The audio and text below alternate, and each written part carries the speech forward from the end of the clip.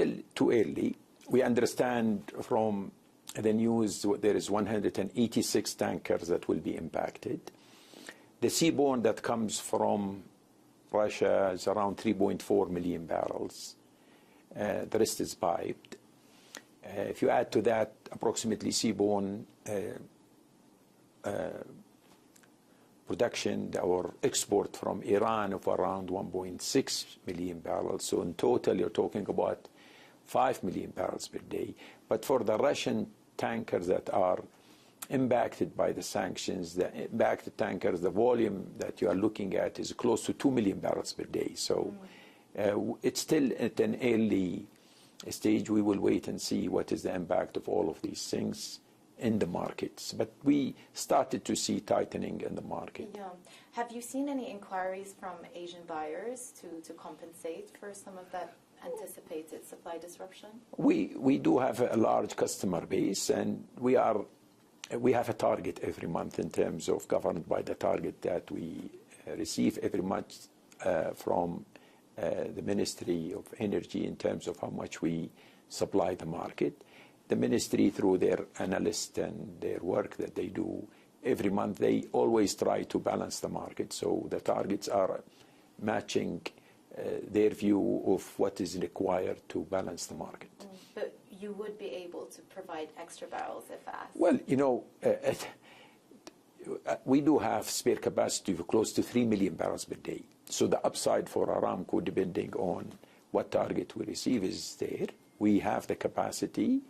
It's readily available, depending on the targets that we receive every month. But we have demonstrated in the past that that capacity can be brought to the market in a few weeks.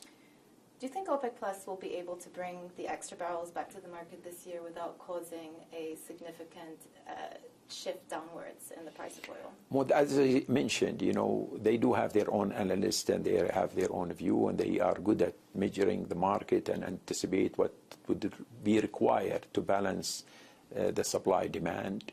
And this is where the targets comes to Saudi Aramco and the rest of the OPEC Plus from their different agencies.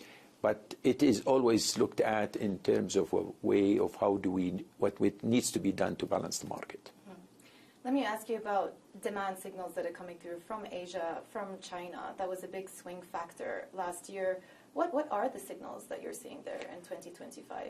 Well, we're seeing still most of the growth that we are seeing coming from Asia, China, India, and the rest of Asia. There is growth driven by liquid to chemical, for example, in China, transport fuel, majority also going as a jet fuel.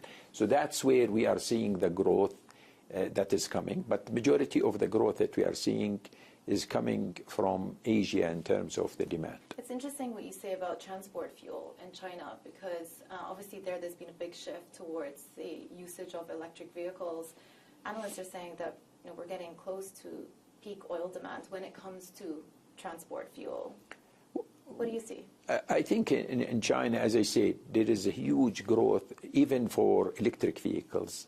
The liquid to chemical, our strategy is to go to 4 million by 2030, about 4 million barrels per day. A lot of it is going into China. China, why do they need the liquid to chemical as a feed? They need it because of electric vehicles. They need it for solar panels. They need it for carbon fibers.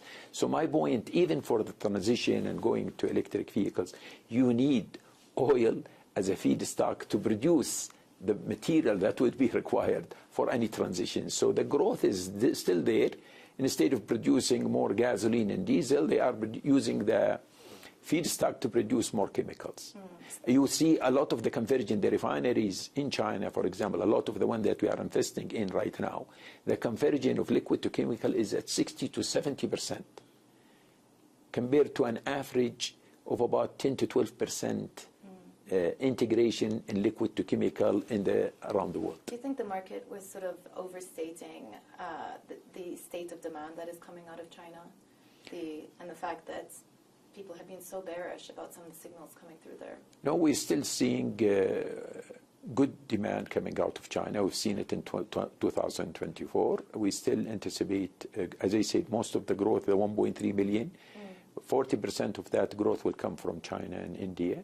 The rest is coming from the rest of the world. As I said, China, even when you talk about their move into electric vehicles and renewables and all of that, they need feedstock to create the material that will be used in these electric vehicles and these carbon fibers and all of these things.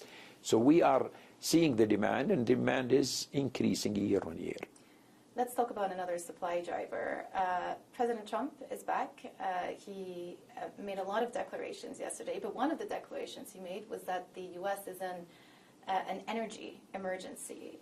And just to repeat what he said, of course, repeating the drill, baby drill mantra, but he said, we will export American energy all over the world. We will be a rich nation again, and it is the liquid gold under our feet that will do it. What is your response? I think, the U.S. today is a net exporter.